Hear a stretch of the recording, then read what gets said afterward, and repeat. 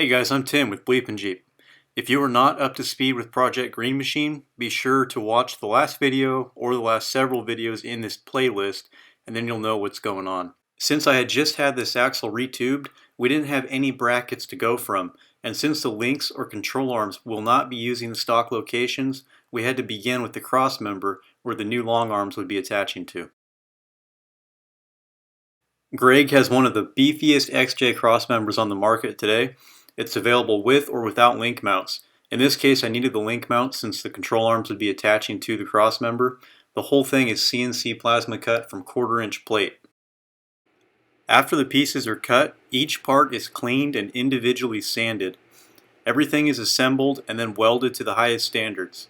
Although I never had much trouble from a stock Crossmember, if you were to attach long arms to it, it certainly wouldn't hold up.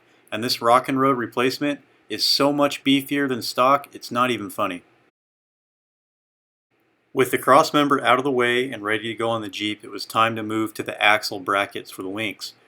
The link brackets I used are available from Rough Stuff. They have a certain degree built into them that help with alignment, and if you need these for your project, check the link in the video description below. With the axle back in place under the Jeep and the Crossmember bolted up, we were able to start taking measurements for links. With the lower links in place, locking the front axle from moving front to back, we raised the Jeep to approximate ride height, and we were able to take measurements for the track bar or Panhard bar and drag link.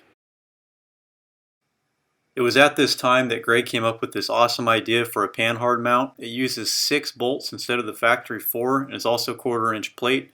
It is undoubtedly one of the stronger pieces on the Jeep.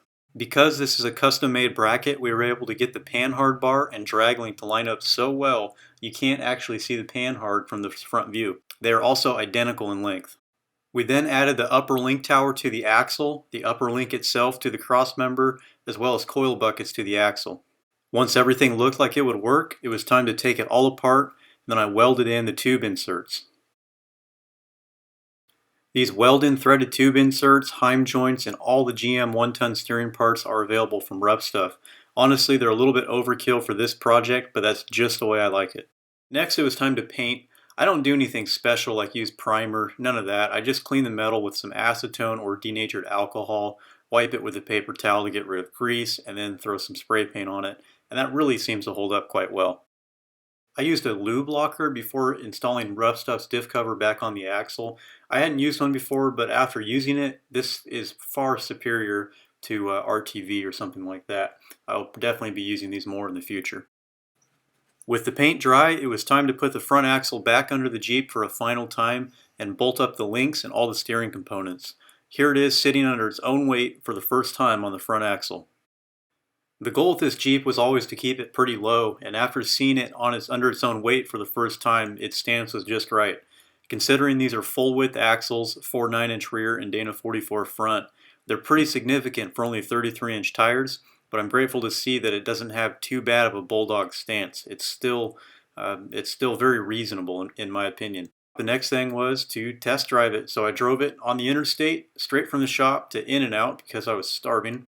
After its maiden voyage to the hamburger joint, I brought it back to the shop where we put it on an RTI ramp and just kind of checked everything for clearances and measuring for bump stops. But it did really good. I was surprised how well it handled on the road considering there's no steering stabilizer and at that time no rear shocks. So it was quite a good test drive. I still need to get or build some fender flares for the Jeep, and I think that'll really tie everything together. I'm really happy with how everything turned out though, with both the rear axle swap and the front. Everything's working just fine. Alright guys, thanks for watching. If you have not subscribed to BleepinJeep already, please do so and hit the blue notification bell. We really appreciate you watching. It means a lot to us, and if you have any questions at all, please leave them in the comments below. And if you're interested in any products you saw in this video, they will be in the video description below. See you guys in the next video.